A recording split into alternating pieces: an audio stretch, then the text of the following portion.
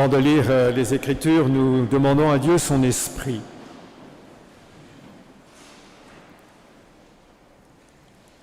Ô Dieu notre Père, ouvre mon esprit à l'intelligence de ta parole et que mon cœur devienne brûlant tandis que tu me parles.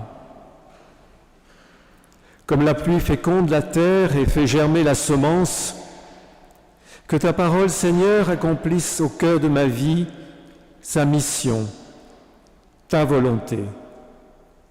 Qu'elle féconde ma vie et lui permette de porter des fruits.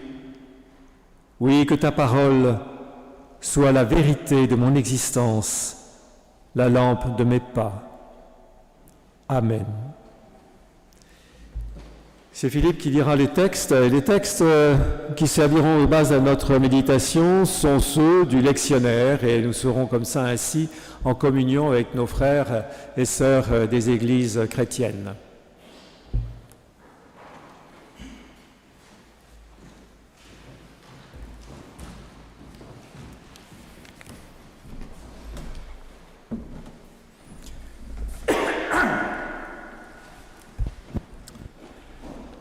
Dans le livre de Daniel, chapitre 7, versets 13 et 14. Dans mes visions nocturnes, je vis alors arriver, avec les nuées du ciel, quelqu'un qui ressemblait à un être humain. Il s'avança vers le vieillard et on le fit approcher de lui. On lui donna la domination, l'honneur et la royauté. Tous les peuples, les nations et les langues se mirent à le servir. Sa domination durera toujours, elle ne passera pas, et son royaume ne sera jamais détruit.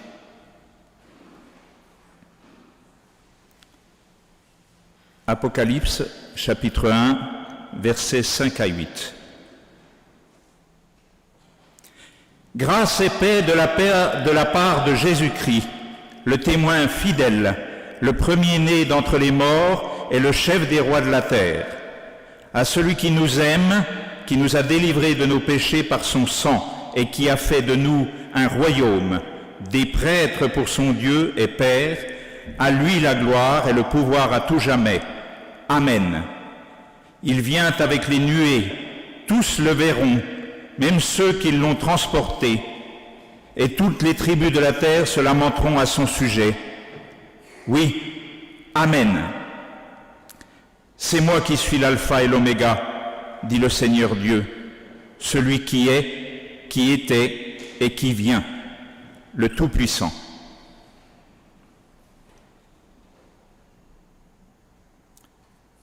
Évangile de Jean, chapitre 18, versets 33 à 38.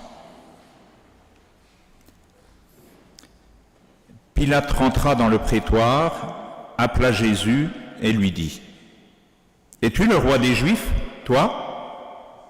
Jésus répondit : « Est-ce de toi-même que tu dis cela, ou bien est-ce d'autres qui te l'ont dit de moi ?» Pilate répondit : « Suis-je donc juif, moi ? C'est ta nation et les grands prêtres qui t'ont livré à moi. Qu'as-tu fait ?» Jésus répondit : « Ma royauté n'est pas de ce monde. Si ma royauté était de ce monde, mes gens auraient combattu pour que je ne sois pas livré aux Juifs.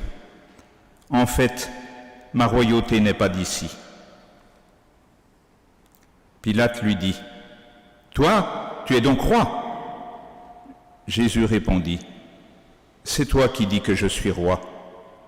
Moi, si je suis né et si je suis venu dans le monde, c'est pour rendre témoignage à la vérité. Quiconque est de la vérité entend ma voix. » Pilate lui dit : « Qu'est-ce que la vérité ? »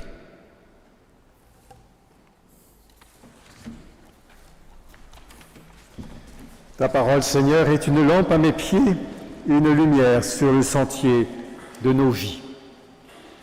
Je vous invite à chanter au cantique 41-16, les strophes 1, 2 et 3. Alors c'est la mélodie du 41-15, donc vous le connaissez très bien.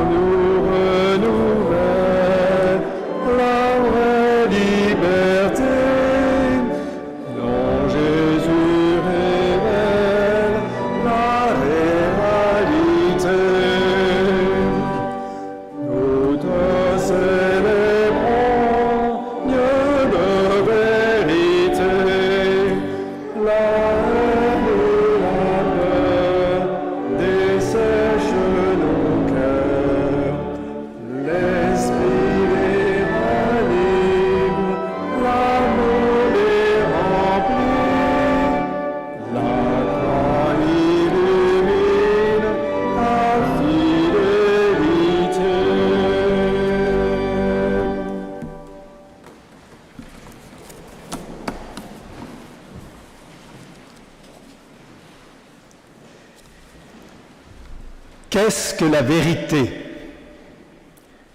Jésus ne répond pas à cette question de Pilate, prononcée avant sa sentence de mort en le livrant aux Juifs. N'y aurait-il donc pas une vérité ? La non-réponse de Jésus nous invite à creuser cette question posée depuis des siècles et qui se pose à chacun d'entre nous aujourd'hui encore avec ses zones d'ombre, ses blessures et la peur qu'elle inspire parfois. Et nous y sommes confrontés dans de multiples occasions, quotidiennement. D'abord quand on se salue par un « comment ça va ?» Alors on répond laconiquement « ça va », masquant en fait la réalité pour se protéger soi-même ou ses proches.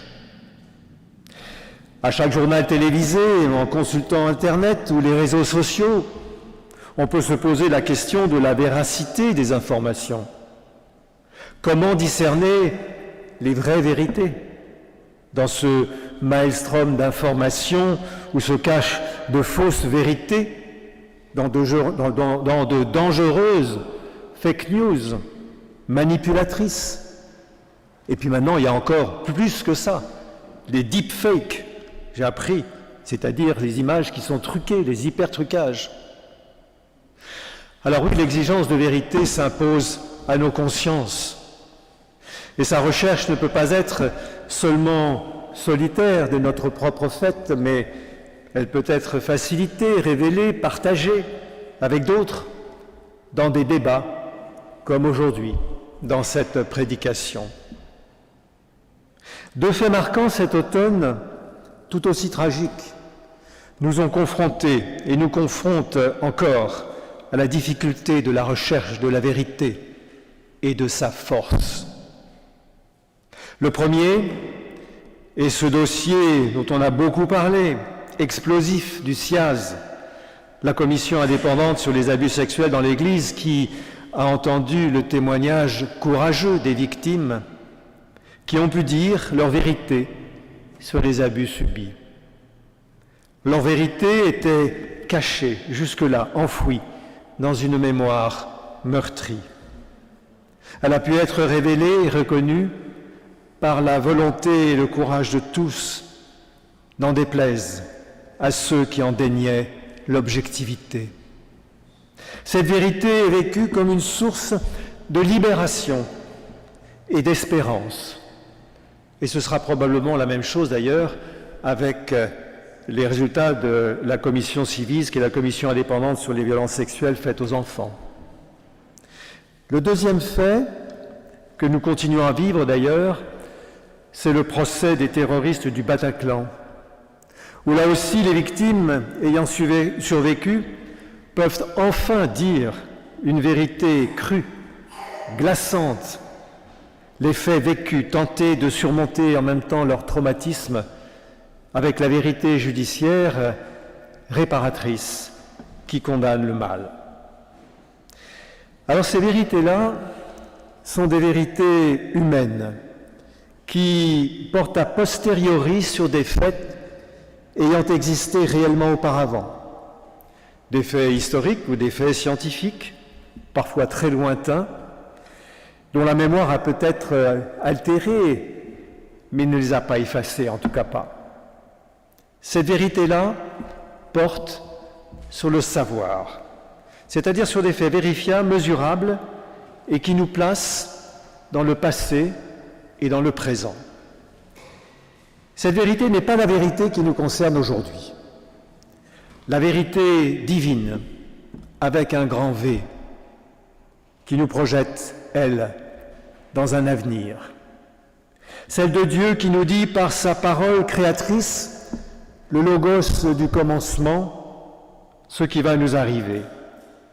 Rappelez-vous la Genèse, Dieu dit, Dieu fit.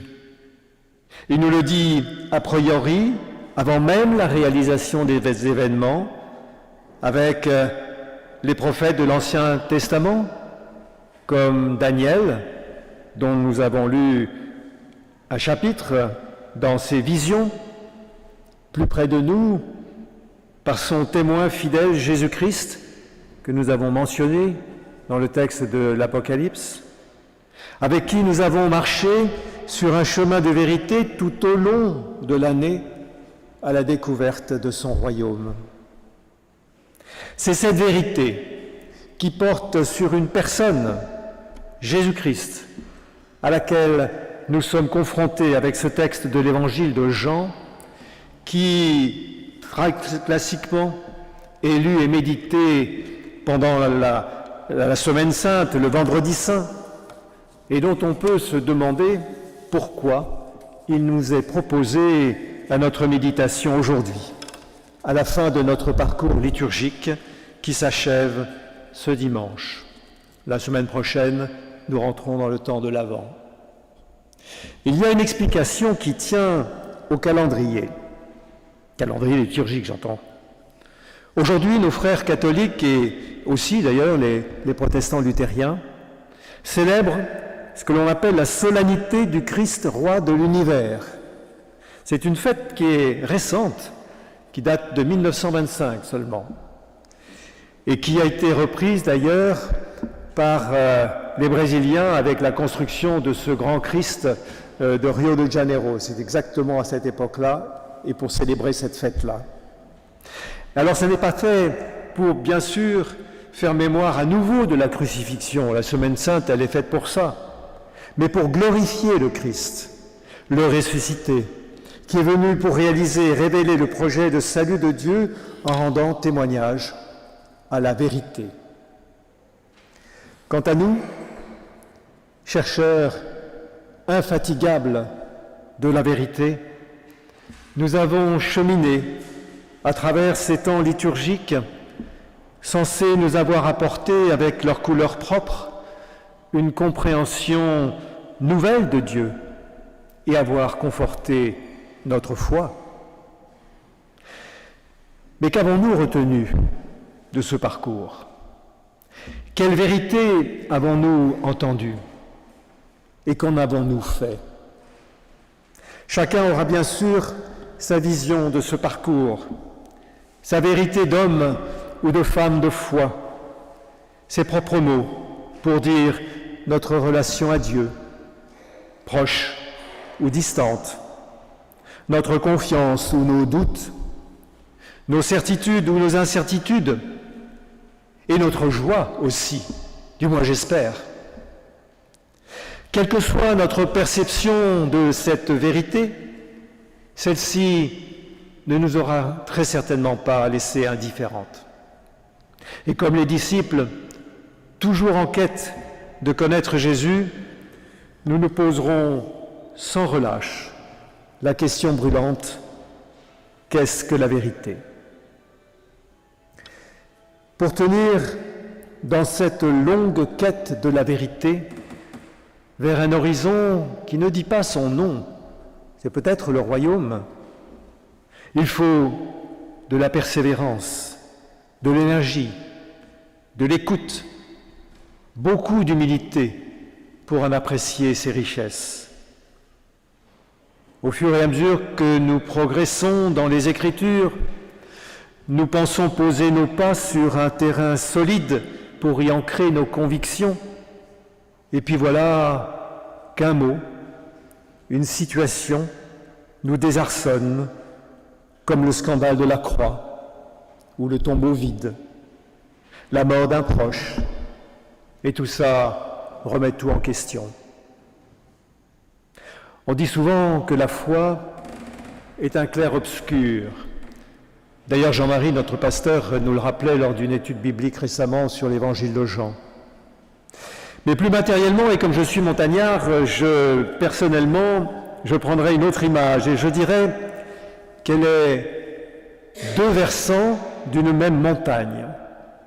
L'un lumineux, qui est l'Adret, qui nous élève sans difficulté vers les nuées du ciel, et puis l'autre, nébuleux, l'Ubac, c'est-à-dire à l'ombre, où se perd notre recherche chaotique de Dieu, d'un Dieu insaisissable. Deux versants qui mènent cependant au même sommet.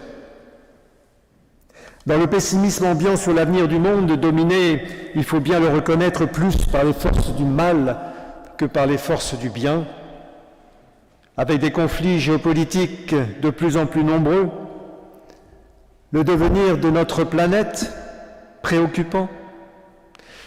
Eh bien, heureusement, les textes du jour viennent chargés d'espérance, nous révéler par leur vision apocalyptique un monde nouveau, une nouvelle terre, où règne celui qui est, qui était et qui vient, le Tout-Puissant, c'est-à-dire Dieu éternel. Mais avant de découvrir la cité de Dieu, toutes les tribus de la terre se lamenteront, prédit le régulateur de l'Apocalypse que nous avons lu, c'est au verset 7. C'est évidemment une perspective qui est peu réjouissante en première lecture pour toute l'humanité, mais heureusement, elle est contredite dès le premier verset de l'Apocalypse par l'affirmation de l'objet du livre de l'Apocalypse qui est, c'est le premier verset, vous le relirez, révélation de Jésus-Christ. Oui, Christ est cette vérité révélée que nous pouvons découvrir dans les livres du Nouveau Testament et en particulier dans les 4 évangiles. Ces textes ne sont pas la vérité eux-mêmes, aussi marquant soit l'enseignement de Jésus. Jean l'affirme, « Ta parole est la vérité ». C'est celui qui a été reconnu parole de Dieu qui est vérité, Jésus-Christ en personne. Et je vous invite à relire le prologue de Jean, le chapitre 1 de l'évangile de Jean. Voilà la réponse au silence de Jésus à la question de Pilate. La vérité est là, devant lui, vulnérable, nue, sans armes, sans avocat pour la défendre contre ceux qui cherchent à la faire taire et à la supprimer, comme ce fut le cas tout au long du ministère de Jésus. Vérité fragile d'un roi ridiculisé, couronné d'épines, dont la royauté, qui n'est pas de ce monde, remet en cause le pouvoir de Pilate, dont la seule vérité est de ne pas avoir d'ennui.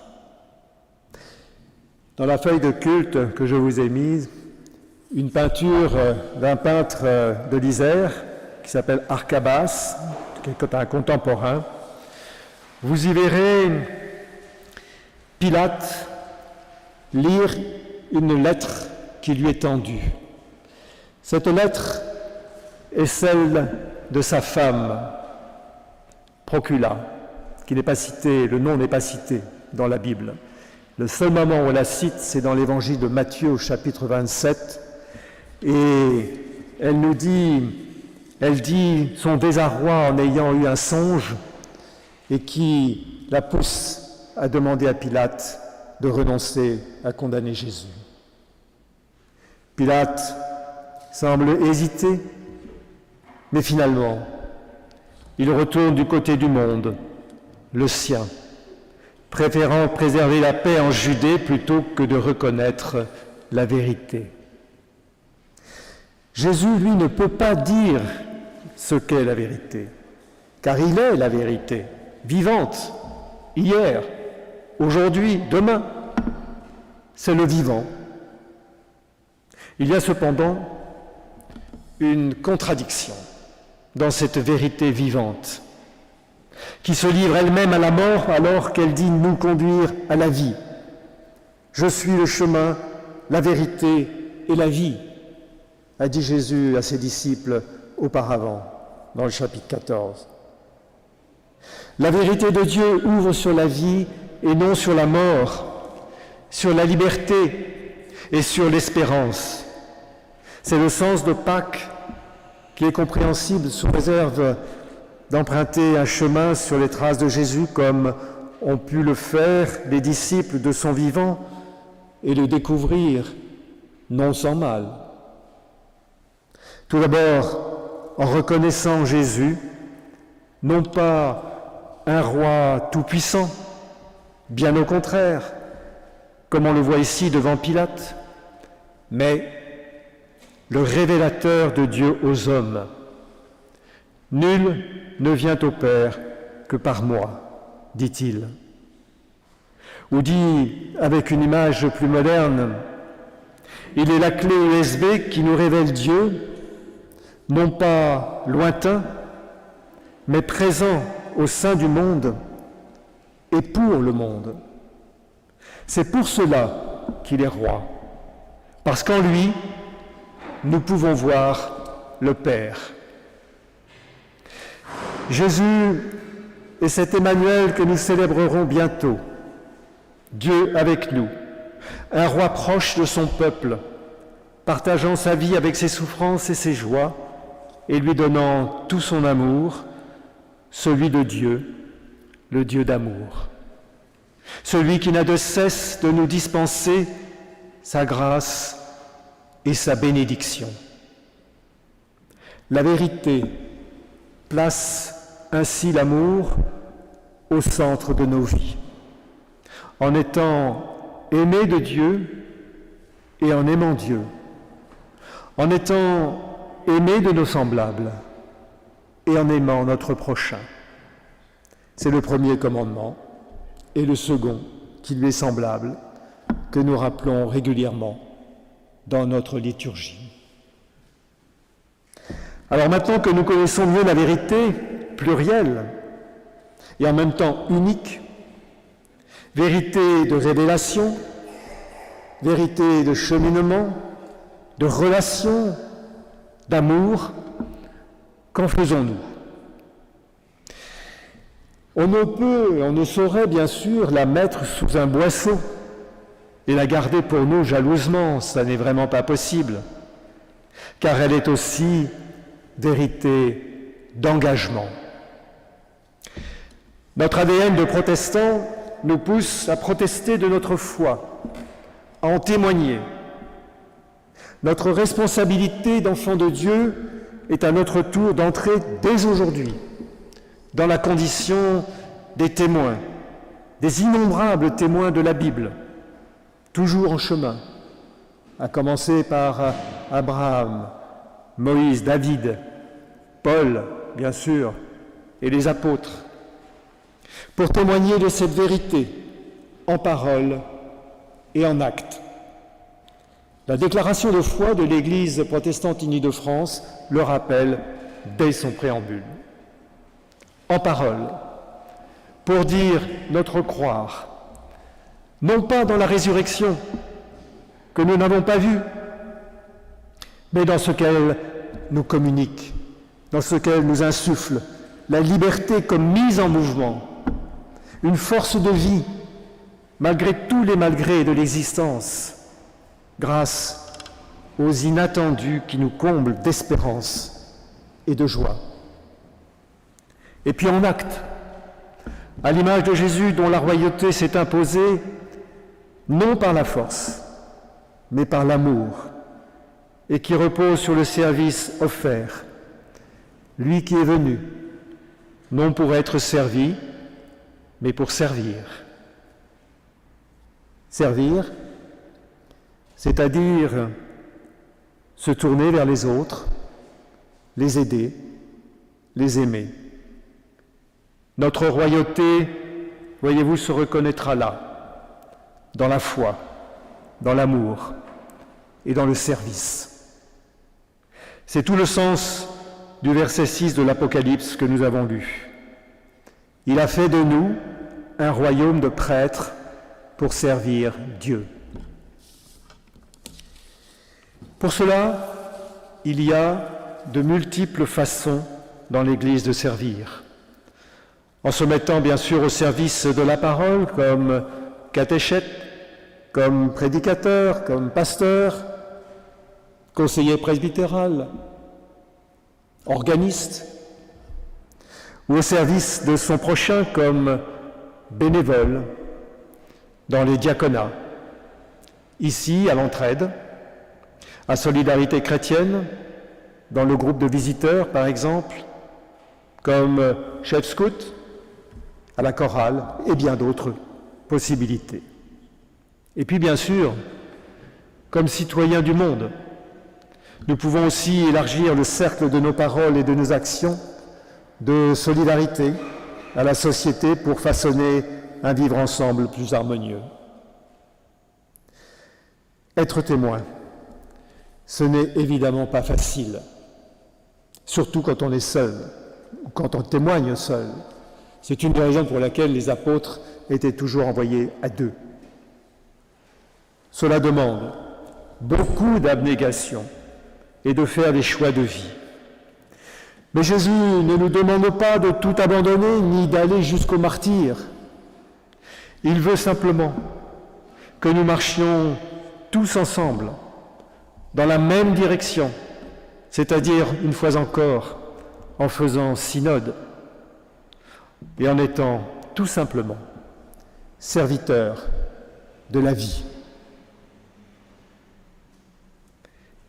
Pilate a posé à Jésus la question « Es-tu le roi des Juifs ?» Alors, au terme de notre cheminement ce matin, frères et sœurs, posons-nous la question, en écho à celle de Pilate, « Jésus-Christ est-il ce roi, vérité de ma vie ?» La réponse, je ne vous la donnerai pas. Elle appartient à chacune et chacun d'entre vous. Que la louange du psaume 16, néanmoins, vous éclaire. Seigneur, tu me fais connaître le chemin qui conduit à la vie. Quand tu es là, la joie déborde. Auprès de toi, le bonheur ne finit pas. Amen.